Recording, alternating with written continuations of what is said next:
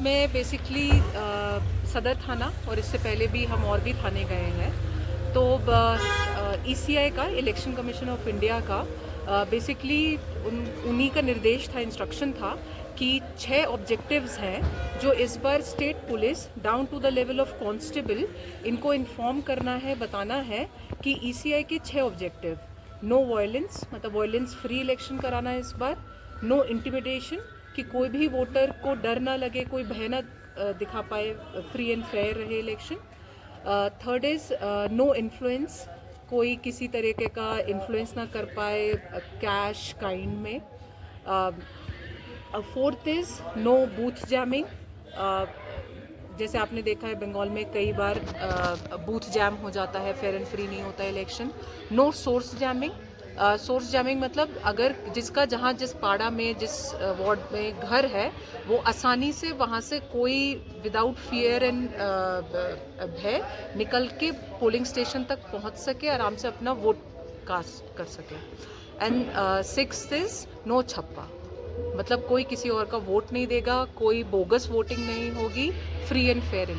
Voting होगी। तो यही आज मैंने अपने ओसीज आईसीज को ब्रीफ किया है, एसएचओज को ब्रीफ किया है, और उनको भी यही निर्देश दिया है कि वो अपने कांस्टेबल लेवल तक, नीचे तक जो भी इलेक्शन की ड्यूटी पर है उनको ये ब्रीफिंग करें। और इसके साथ साथ में जो हमारा रिप्रेजेंटेशन ऑफ पीपल एक्ट 1951 है, उसका 129 सेक्शन है, जिसमें बोला गया है कि जो भी सिविल तरफ से इलेक्शन ड्यूटी पे है, पुलिस पर्सनल जो इलेक्शन ड्यूटी पे है, वो किसी तरीके का कोई भी इस टाइप की एक्टिविटी नहीं करेंगे जिससे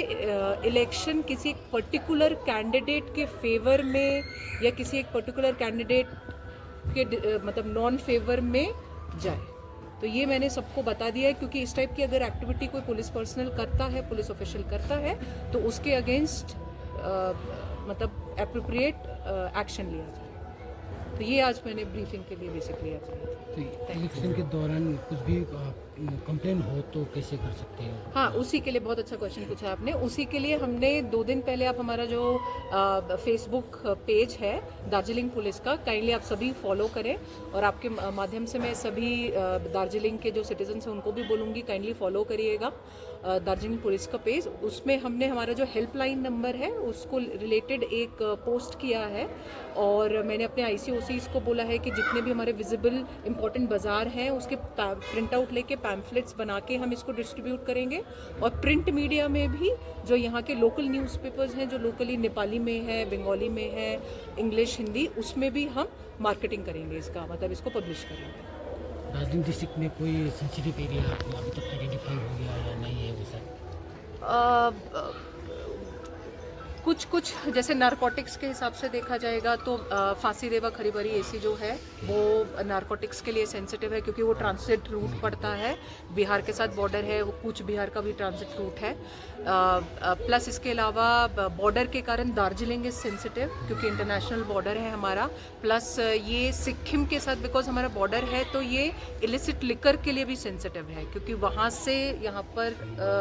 कम दाम में क्योंकि मिलता है, तो सिक्किम से काफ़ी लिकर आती है इधर पे। उसी के लिए हमारे नाका पॉइंट्स हैं। सिंगला में एक इम्पॉर्टेंट नाका पॉइंट है, माजिरहाट में है, आरआरपीएस में हमारा त्रिवेणी के साथ है, जहाँ पे एटलीस्ट हम ये हमारा मजिस्ट्रेट के साथ एसएसटी नाकाज हैं, जहाँ पर हम इस पर एक्शन ले सकें। और इसके अलावा एक्सपेंडिचर सेंसिटिव भी हमारे नीचे की 2 एसीज हैं, वो एक्सपेंडिचर सेंसिटिव भी हैं, जहाँ पे कैश इनफ्लोज का पहले भी घटना हुआ है, तो उसमें भी हमने एक्स्ट्रा एफएसटी रखी हैं, जो फ्लाइंग स्क्वाड की टीम्स। Thank you.